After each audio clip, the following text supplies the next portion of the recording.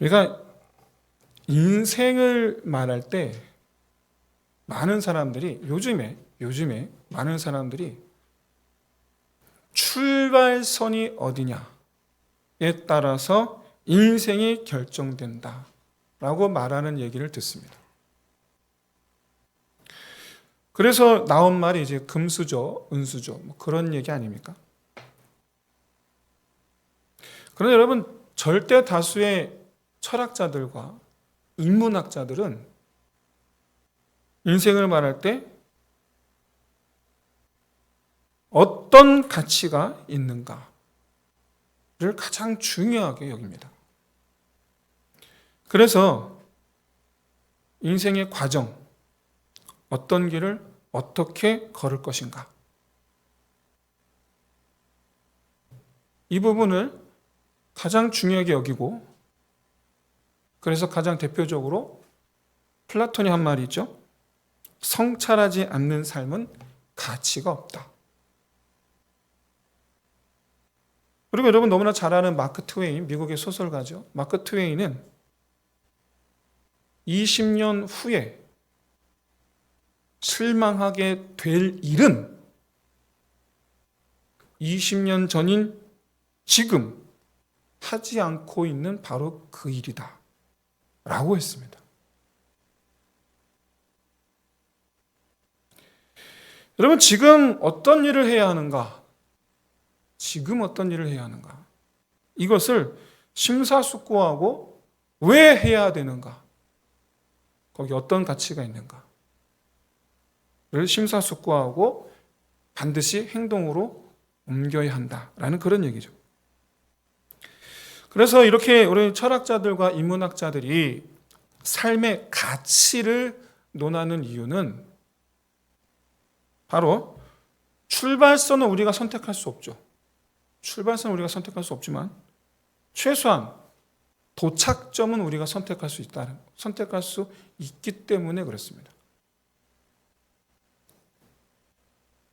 여러분, 우리가 한 가지 짚고 넘어갈 점이 한 가지 있습니다. 가치가 있다 없다를 판단하는 주체가 누굽니까? 야, 저 사람 인생은 참 가치가 있어. 다른 사람입니까? 내 인생, 자기 인생을 돌아보면 그래, 내 인생은 참 가치가 있었어. 자기입니까? 누굽니까? 뭐 정답이라고 말하기는 뭐하지만 최소한 본인도 지나온 자기의 삶에 본인도 만족할 만한 가치를 부여하고, 그리고 또 그 길을 내가 걸은 그 길을 다른 사람도 가치 있게 여긴다면, 그러면 그것만큼 참 남부럽지 않은 인생을 살았다라고 말할 수 있지 않나. 그러면 실제로 여러분, 우리가 유명한 인사들, 저명한 인사들, 어떤 이런 평전이나 또는 본인들이 쓴 자서전, 그리고 또는 다른 사람이 쓴 아주 오래된 역사적 인물에 대해서 쓴 위인전, 이런 것들을 우리가 읽는 이유가 뭡니까? 나도 그들처럼 되고 싶으니까. 아니면 그들의 삶의 모습을 담고 싶으니까. 그들이 추구한 가치, 나도 이루고 싶으니까. 그렇죠? 그런데 그러면 사람들이 인정하는 그런 인생, 그래서 누군가가 평전을 써주고 위인전을 써주고 그런 인생, 그런 인생도 있지만 우린 그리스도인이지 않습니까? 그리스도인은 하나님께서 가치 있게 여기는 인생이 되어야 한다라는 것을 여러분 꼭 기억하시길 바랍니다. 하나님께서 가치 있게 여기는 인생이 되어야 됩니다. 하나님께서 나를 어떻게 여기시는가? 내 삶을 하나님께서 어떻게 보셨는가? 굉장히 중요하죠. 우리에게 있어서 이것만큼, 그리스도인에게 있어서 그리스도인이 어떤 삶을 살아갈 것인가, 나는 내 인생을 어떻게 살 것인가를 결정할 때, 선택을 할 때, 고민을 할 때 제일 우선적으로 우리가 염두에 두어야 되고 기준으로 삼아야 될 것이 바로 하나님의 시선인 줄로 믿습니다. 지극히 상식적인 얘기죠. 우리가 가야 할 그곳 천국, 천국의 주인이 하나님이시니까. 왜 하나님 보시기 합당해야지 당연한 거 아닙니까? 만일 하나님께서 네가 나와 무슨 상관이냐 하시면 여러분 끝나는 겁니다. 끝나는 거예요. 네가 나와 무슨 상관이 있느냐. 그러면 여러분 하나님께서 가장 귀하게 여기시는 가치, 있는 삶, 그게 뭐냐? 어떤 걸까요? 그게. 그래서 오늘 본문에서 예수님께서 말씀하셨죠. 나를 통해서 하나님께서 영광 받으시는 것. 그러니까 하나님께 영광 돌리는 인생 사는 것. 예수님은 나사로가 병들었다라는 이 소식을 전해 들으시고는 이거에 대해서 죽을 병이 아니라 하나님의 영광을 위함이자 동시에 하나님의 아들이 영광을 받게 하시기 위한 일이다 라고 말씀하셨어요. 자, 이 말씀을 통해서 우리가 알 수 있는 건 한 가지가 있습니다. 바로 뭐냐? 하나님은 우리를 통해, 나를 통해 영광 받기를 원하신다라는 거예요. 하나님은. 자, 뒤집어서 생각해 보면 하나님께서 나를 통해 하나님의 영광이 나타나게 하시겠다라는 뜻도 됩니다. 이 말은. 여러분 실제로 나사로가 병들었다라는 소식에 하나님의 영광을 나타내기 위함이다라는 예수님의 말씀은 우리는 알고 있습니다. 다시 살릴 거니까요. 죽은 자를 다시 살리는 역사. 많은 사람들이 놀라죠. 이야말로 하나님의 능력이로다. 하나님 능을 나타내는 그는 누구냐? 그렇죠? 우린 알고 있어요. 우리는 독자인 우리는. 자, 그렇다면 여기서 제가 여러분들에게 한 가지 질문 하나 드리겠습니다. 나사로가 다시 살아남으로 하나님과 아들 예수 그리스도께서 영광을 받으신다라는 이 과정 속에서 나사로가 한 일은 뭘까요? 나사로를 통해 영광을 받으실 건데 나사로가 뭐 했나요? 없죠. 아무것도 없어요. 또 죽을 병에 걸려서 고생하는 나사로가 과연 자기 때문에 하나님께서 영광 받으시리라라는 것을 알았을까요? 여러분 병원 가서 물어보십시오. 신앙생활 열심히 하던 분들이 암에 걸려서 암병동에 누워 계신데 그분들 가운데 나의 이 병으로 말미암아 하나님께서 영광 받으시리라 라고 말씀하시는 분이 몇 분이나 계신가? 없어요, 거의. 오히려 숨이 다하기 전까지 나를 고쳐주지 않으시는, 기도하는데 응답이 없으신, 언제 오시나 하염없이 기다리는 그 시간 속에서, 그리고 죽음의 시간이 가까워질수록 오히려 원망의 마음을 키우는 분들이 있죠. 여러분 사실 우리는 괴로운 일, 그 앞에서 응답 없으신 하나님으로 인해서 시험 드는 일들이 여러분 다반사입니다. 다반사예요. 내가 하고 싶은 일이 있어요. 기도했어요. 근데 안 돼. 그때부터 여러분 원망이 찾아옵니다. 그때부터.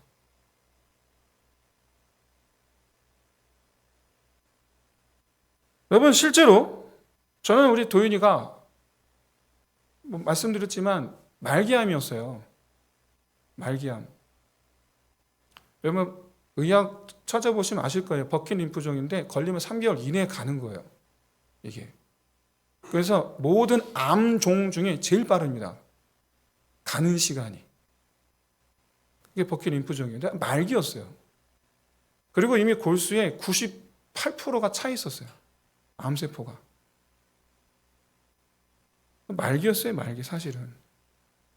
그러니까 애가 죽느냐 사느냐 그 불확실성 속에서 정말 그야말로 여러분 간장이 끊어질 것 같은 그런 고통을 간신히 참고 견디며 기도하고 있었는데 그런 저한테 어떤 분이 하나님께서 영광 받으시려고 이런 일이 있는 거니까 힘내 하고 이 응원의 메시지를 주시는데 정말 이제 와서 정말 말씀드리지만 하나도 안 고마웠어요. 하나도 안 고마웠어요. 그 응원이. 오늘 본문을 잘 보십시오. 예수님께서 이 나사로의 병은 결국 하나님의 영광을 위한 것이다 라고 말씀하실 때 그 말씀하신 대상이 누굽니까? 제자들이죠. 나사로가 아니에요. 제자들입니다. 제자들. 나사로와 여동생들, 나사로와 그 가족들이 아니에요. 제자들에게 하신 말씀이에요. 그런데 이 나사로의 병 때문에 누가 영광 받으리라고 말씀합니까? 하나님의 아들, 자기 자신이에요. 내가 영광 받겠다라는 거예요. 제3자 입장에서 너의 병 때문에 하나님 영광 받으실 거야가 아니라 너의 병 때문에 내가 영광 받을 거야. 만약에 여러분 도일이가 치료받고 있을 때 하나님께서 기도하는 가운데 환상 중으로 자고 있을 때 꿈으로 나타나셔서 저한테 내가 네 아들로 말미암아 영광을 받으리라 하시면 여러분 저는 여러분 할렐루야 칠 겁니다. 저는 할렐루야를 칠 거예요. 다른 분이 저한테 하나님께 영광 받으실까? 그건 저한테 하나도 위로가 안 되는데 하나님께서 저한테 직접 내가 네 아들로 영광 받겠다. 이게 무슨 얘기입니까? 주님께서 그렇게 하시겠다는 얘기죠. 내가 그렇게 하겠다는 얘기죠. 내가 일으키겠다는 얘기예요. 그러니까 오늘 본문 4절 말씀은 아닙니다. 네. 오늘 본문 4절 말씀은 예수님께서 내가 그렇게 만들겠다라는 선언인 거예요. 선언하신 거예요. 어떤 사람에게? 죽어서 아무것도 할 수 없는 사람에게 하나님께서 하시겠다라는 거예요. 잘 들으세요. 아무것도 할 수 없는 사람에게 주님께서 하시겠다라는 거예요. 여러분 여기서 우리는 한 가지 아주 중요한 사실을 알 수가 있습니다. 하나님께 영광 돌리는 삶은 우리 몫이 아니라는 거예요. 내가 할 수 있는 일이 아니라는 거예요. 제가 여러분들에게 질문 하나 드리겠습니다. 도대체 우리가 어떤 일을 해야지 하나님께서 영광 받으실까요? 어떤 일을 해야지? 한번 생각해 보십시오.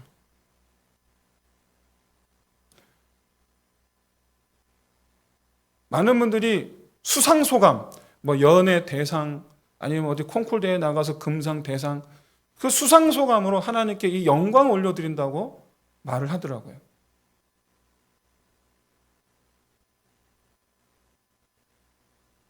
믿음 고백이죠. 근데 실질적으로 여러분 내가 상 받는 게 하나님께 영광 받는 건 아니죠. 실제로는. 내가 도대체 뭘 해야지 하나님께 영광 받으실까? 이걸 알려면 먼저 생각해 봐야 될 것이 하나님께서 영광 받으신다라는 게 어떤 의미냐를 여러분 생각해 봐야 됩니다. 이게 무슨 말이냐? 가장 확실한 것은 온 세상에 하나님을 인정하는 것이 곧 하나님께서 영광 받으시는 일이다라는 거예요. 하박국 선지자가 하나님은 왜 세상에 악인이 번성하게 놔두시는가에 대한 원망과 불평과 불만을 가지고 대답 좀 해보시라. 내가 듣겠다 하여 성전에 올라갔습니다. 그런 가운데 하나님께 성전에서 하박국에게 내가 너에게 말해주겠다 하시고서 말씀하신 내용이 하박국 2장입니다. 그래서 2장에서 1절부터 쭉 말씀하시는데 내가 반드시 나의 때에 악인들을 가만두지 않으리라. 쉽게 말하면 하나님의 때가 있다라는 거예요. 기다려야 된다라는 거예요. 그러면서 하시는 말씀이 결국에 물이 바다 덮음같이 하나님의 영광을 인정하는 것이 가득하게 되리라. 그 날이 오리라. 이 말씀이 무슨 얘기예요? 세상이 하나님 행하심을 보게 되리라는 거죠. 인정하게 되리라는 거죠. 정말 하나님밖에 안 계시구나. 여호와 한 분밖에 안 계시구나. 인정할 날이 오게 된다라는 거죠. 네. 여러분, 하나님께서 영광 받으시는 건 하나님의 살아계심과 하나님의 행하심과 하나님의 능력과 하나님의 그 위대하심과 인정받으시는 거예요. 믿는 사람은 당연하거니와 믿지 않는 사람들까지 하나님을 인정하고 칭송하는 것. 이것이 하나님께서 영광 받으신 일 중에 하나입니다. 반대로 생각해 보면 그리스도인들이 하나님의 영광을 가릴 수도 있다라는 거죠. 만약에 내가 하는 행동 때문에, 말과 행동, 언행 때문에 야, 내가 너를 보니까 하나님이 계신지 정말 모르겠다 라고 하면 여러분, 난 도대체 무슨 짓을 저지른 걸까요? 바라기는 오직 하나님의 영광만을 드러내는 저와 여러분 되시기를 주의 이름으로 축원드립니다.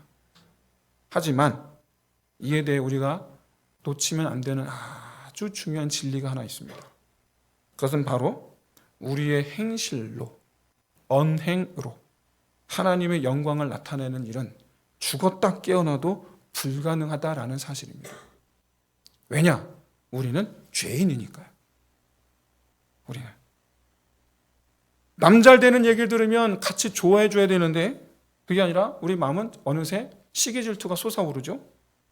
그리고 못마땅한 마음이 또 이렇게 올라오죠.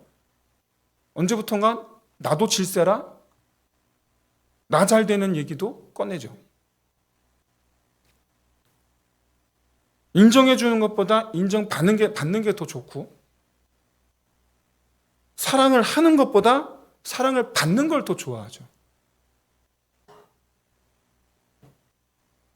그런 우리가 이제 예수님 믿는다고 예수님 영광 가리면 안 되니까 이제는 착한 행실을 해야겠다. 다짐하고 한번 실천해 봅시다. 그게 되나? 안 됩니다. 한 1시간 정도 해보다가 포기합니다. 그러면 여러분, 우리가 어떻게 해야지 사람들이 나를 보고 하나님을 칭송하고 하나님 인정하게 됩니까?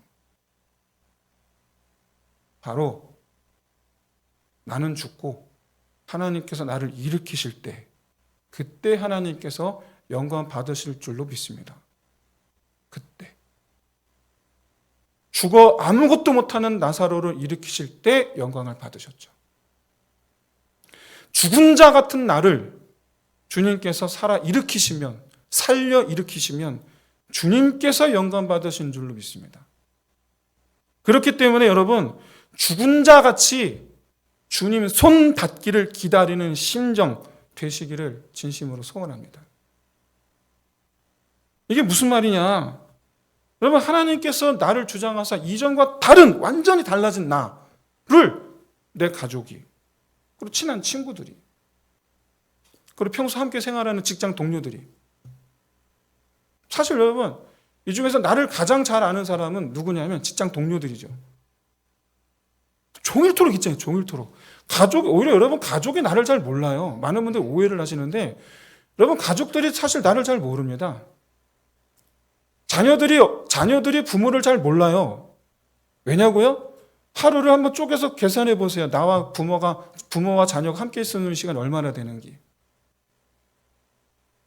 놀랍게도 여러분, 부부도 오래 안 있어요. 직장 동료보다. 하루에 기껏해야 아침에 눈을 떠서 저녁 같이 밥 먹고 할 때 한 대여섯 시간 됩니까? 그런데 직장 동료들은 9, 10시간 같이 있잖아요.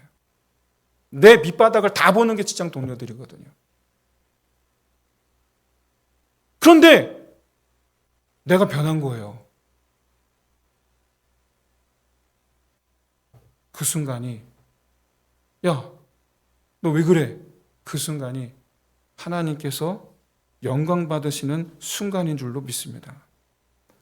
시기 많던, 질투 많던 내가 순수하게 칭찬해주고 진정으로 함께 웃어주고 기뻐해주고, 그런데 그게 예수 때문이라는 거예요. 그럼 주님 영광 받으실 줄로 믿습니다. 여러분, 내가 착한 행실에서 예수 영광 받으시는 게 아니에요. 내가 착한 행실을 한 게 누구 때문에? 예수 때문에. 그래야지 영광 받으시는 거예요. 무엇보다 여러분, 착한 행실은 우리가 노력한다고 되질 않습니다. 하지만 분명한 것은 나의 착한 행실을 통해서 주님 영광 받으신다는 사실입니다. 그렇기 때문에 우리가 할 일은 착한 일을 하려고 애쓰는 것이 아니라 매 순간 내 안에 말씀하시는 하나님께 복종하기를 힘쓰는 것. 그러면 그 복종하는 그 우리의 행동이 착한 행실이 되어서 하나님께서 영광 받으신 줄로 믿습니다. 여러분, 고백합시다. 우리 못됐잖아요. 우리 못됐잖아요. 못된 내가 복종함으로 착한 행실을 하는 거예요. 복종은요, 죽은 자가 일어나라. 죽은 자여 일어나라. 나사로야 나오너라. 라는 말씀과 같은 겁니다. 일어나라고 하셔야만 일어날 수 있는 사람이 죽은 사람이에요. 무엇보다 복종은 죽은 자가 다시 살려면 반드시 해야 하는 거예요. 반드시. 죽은 자가 살 수 있는 길은 주님께서 살리시는 것밖에 없잖아요. 복종하지 않으면 살 수가 없습니다. 여러분, 복종이 없으면 그리스도인으로서 살 수가 없습니다. 교회는 다니는데 복종을 하기 싫어. 그럼 여러분, 냉정하게 말씀을 드릴게요. 그리스도인이 아니에요. 그리스도인이 아니에요. 사랑하는 성도 여러분, 저 로마 백부장이 주님께 드린 고백이 딱 이거 아닙니까? 주님께서 오라 하면 오고 하라 하면 행하겠나이다. 나도 죽은 자 같사오니 말씀하셔야만 내가 살아나게 될 줄로 믿습니다. 백부장처럼 믿음으로 고백하는 저 여러분 되시기를 주의 이름으로 축원드립니다. 용서? 난 하고 싶지 않죠. 그걸 내가 왜 용서합니까? 그런데 말씀하시죠. 내가 네게 말하노니 일어나 가서 용서하라. 덮어주라. 그리고 그의 몸에 솟구쳐 있는 가시에 찔려주라. 근데 여러분, 도저히 저 사람이 용서할 사람이 아니거든요. 근데 용서한다? 오직 주님만 영광 받으실 줄로 믿습니다. 오직. 그렇다면 저 철학자와 인문학자들이 말하는 인생의 가치라는 관점에서 볼 때에 실제적으로 그리스도인들에게서 가장 가치 있는, 가치를 두어야 하는 덕목은 뭡니까? 그게 순종인 거예요. 그래서 가장 가치 있는 것, 순종인 거예요. 순종. 근데 여러분, 순종하기가 쉬운가? 어렵죠. 왜? 마귀가 있으니까요. 마귀가 내버려두지 않아요. 그리고 C.S. 루이스가 쓴 소설이죠. 스크루테이프의 편지. 저 책 꼭 읽어보시기 바랍니다. 스크루테이프는 아주 고참 악마입니다. 경험 많은.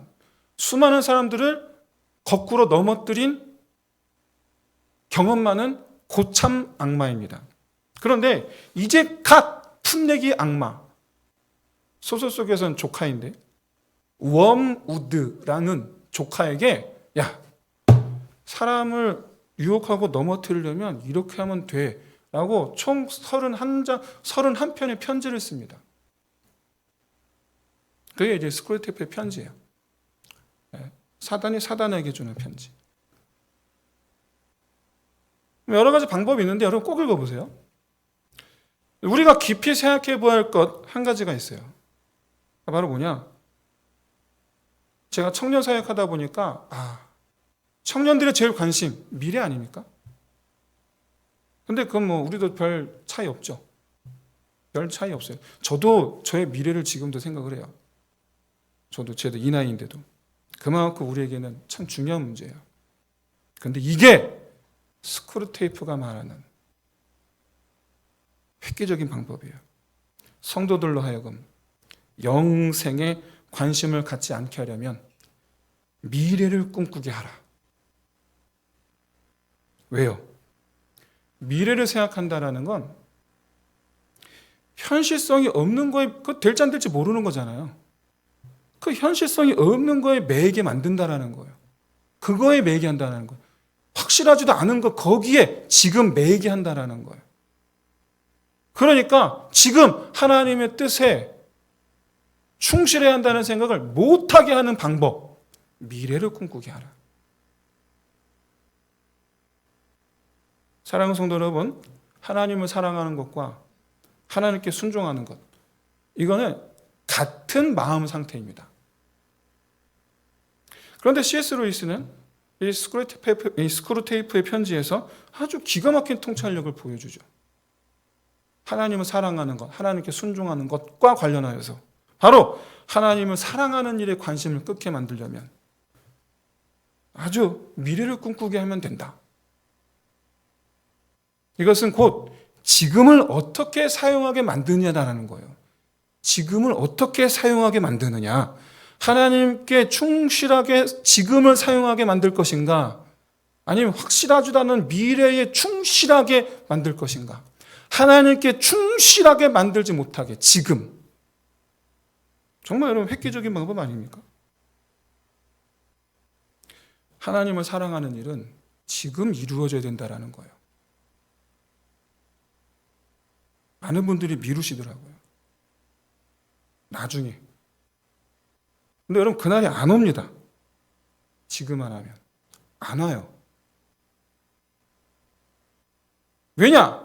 지금을 계속해서 다른 일에 사용하면 내일의 지금도 다른 일에 사용하고요. 내일 모레의 지금도 다른 일에 사용하고요. 1년 뒤의 지금도 10년 뒤의 지금도 계속 다른 일에 사용해요. 안 돌아옵니다. 우리가 순종하는 일은 결코 나중으로 미룰 일이 아닙니다. 하나님의 영광을 위한 삶은 나중에 하는 일이 아닙니다. 내 삶 자체가 지금으로부터 영원까지 다 하나님의 영광을 위한 삶이 되어야 될 줄로 믿습니다. 지금으로부터 영원까지.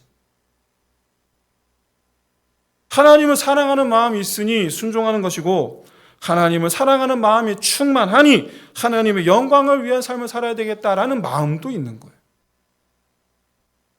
그런데 하나님을 사랑하는 마음을 간직하고 유지할 수 있는 길 계속해서 오늘도 사랑하고 내일도 사랑하고 10년 뒤도 사랑하고 그 길, 그건 바로 지금 사랑할 때나 가능한 거지 나중으로 미루면 하나님의 대한 마음이 돌아오느냐? 안 돌아옵니다. 여러분 탕자가 괜히 되는 거 아니에요. 말씀 속 탕자, 그 의미는 아버지를 떠난 사람이라는 뜻이에요. 가서 돈을 허비하고 거지가 된 사람 아니에요. 그런 뜻이 아니에요. 아버지를 떠난 사람. 왜 탕자가 되느냐? 아버지보다 자기 미래에 관심을 가졌기 때문에 탕자가 된 거예요. 하나님보다 미래를 선택하는 사람이 있고요. 미래는 하나님께 맡기고 지금 하나님을 선택하는 사람이 있습니다. 과연 어떤 사람의 미래가 훨씬 나을까? 정답은요? 모릅니다. 몰라요. 그걸 누가 합니까? 중요한 것은 확실하지 않는 것을 붙잡고 씨름하는 것은 어리석은 일이다라는 거예요. 그건 맞다라는 거예요. 그건 어리석다. 그런데도 여러분, 사람들은 지금을 미래를 위해 사용하는 것보다 하나님을 위해 사용하는 것을 어리석다라고 말합니다. 더 어리석대요. 더. 확실하지도 않은 것을 붙잡고 씨름하는 사람들이 지금 하나님을 붙잡고 있는 사람들 향해서 왜 이렇게 어리석어?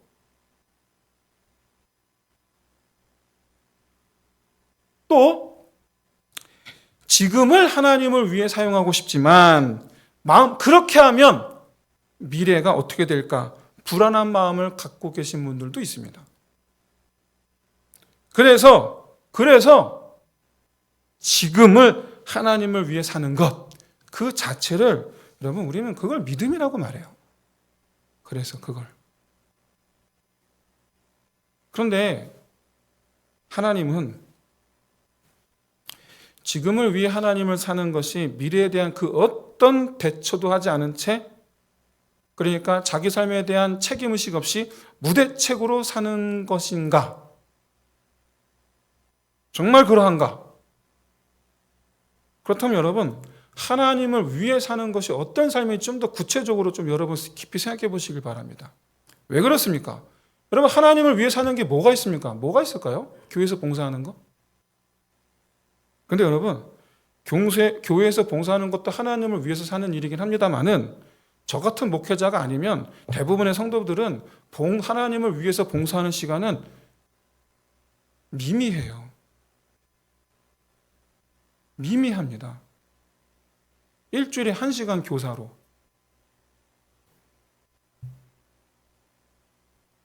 (24시간) 중에 1시간도 아니고 72시간 중에 1시간도 아니고 144시간 중에 1시간도 아니고 그 이상은 덧셈이 안 돼서 그만하겠습니다. 그거밖에 되질 않아요. 그러면 여러분, 일주일 내내 지금 하나님 위해 산다는 게 뭘 말하는 걸까요? 하나님의 음성에 귀를 기울이고 말씀하시면 즉시로 행할 수 있는 준비태세를 갖춘 마음으로 사는 것. 그겁니다.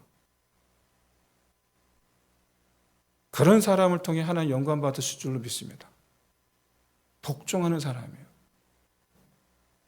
저는 지금 우리의 미래는 주님께서 준비하신다, 그런 말씀 드리는 거 아닙니다. 오히려 여러분, 목자 되신 주님은 지금도 우리를 이끌고 계심을 깨달으시길 진심으로 소원합니다. 나는 모르지만 주님 우리 이끌고 계시잖아요. 내 인생의 운전대를 잡으신 우리 주님은 이미 예비하신 나의 그 미래를 향해서 나를 지금 이끌어가고 계신 줄로 믿습니다. 그런데 그의 음성을 따르는 삶, 차라리 나는 아무것도 할 수 없습니다, 나는 죽은 자와 같습니다, 고백하면서 이런 내게 말씀하옵소서 하시면 그대로 행하겠나이다 할 때에 주님께서 그런 나를 높이 드시게 될 줄로 믿는 저와 여러분 되시기를 주의 이름으로 축원드립니다. 하나님께서 높이 드시는 자. 성경에서, 이 두꺼운 성경에서 그런 예배 너무 많이 보잖아요. 하나님께서 높이 드시는 자. 그렇게 하나님께 쓰임받는 저와 여러분 되시기를 주의 이름으로 축원드립니다. 제 말씀을 정리하겠습니다. 여러분, 우리가 죽었던 나사로와 같이 나오라 하실 때 나와서 주님께서 영광 받으시게 하는 삶이 되는 것. 감정에도 죽은 자요, 고집과 교만에도 죽은 자요. 말 그대로 나는 아무것도 아님을 고백하는 자. 그러니까 죽은 자이죠. 무엇보다 말씀하시기를 기다리는 사람이 죽은 자입니다. 말씀하셔야지 내가 움직이니까. 사랑하는 성도 여러분, 우리는 언젠가 실제로 죽을 겁니다. 실제로 죽을 거예요. 제가 요즘에 우리 권사님 장로님 계신데 이런 소리 하니까 좀 죄송합니다. 이제 반백년을 살았잖아요. 제가 살아온 날만큼 앞으로 살기라는 보장이 없는데 살아온 날을 돌아보니까 왜 이렇게 짧아요? 다시 한번 죄송합니다. 나 얼마 안 남았네 생각이 드는 거예요. 그랬더니 권사님이 저한테 말씀하시더라고요. 목사님 하여튼 말은 싸요. 그래서 얼마 전에 이제 좀 있으면 갑니다. 우리 다. 저만 그런가요? 좀 있으면 갑니다. 하지만 여러분, 하나님의 나팔 소리가 천지 진동하며 주님 영광 중에 구름 타시고 오사 구원받을 성도들을 부르실 때에, 그렇게 나팔 불 때 내 이름을 부르실 때에 내 이름을 듣고 일어나는 저와 여러분 되시기를 주의 이름으로 축원드립니다. 안 일어나실 거예요? 나를 부르시는데 안 일어나실 거예요? 지금 그런 삶을 사셔야 되는 거예요. 지금. 주님 음성 듣고 일어날 때 하나님 앞에 산 자가 될 줄로 믿습니다. 하나님 앞에. 그렇게 여러분, 내가 하나님 앞에 산 자가 될 때 내가 뭘 잘해서 하나님 영광 받으시는 거 아니에요. 내가 하나님 앞에서 산 자가 될 때 주님께서 영광 받으실 줄로 믿습니다. 이렇게 내 모든 삶이 하나님의 영광을 나타내는 삶이 되시기를 주의 이름으로 축원드립니다. 우리 시간 함께 날 향한 계획, 우리 함께 찬양하면서 우리 말씀 붙잡고 함께 기도하겠습니다. 내 앞에 주어진 내 앞에 주어진 매일의 삶을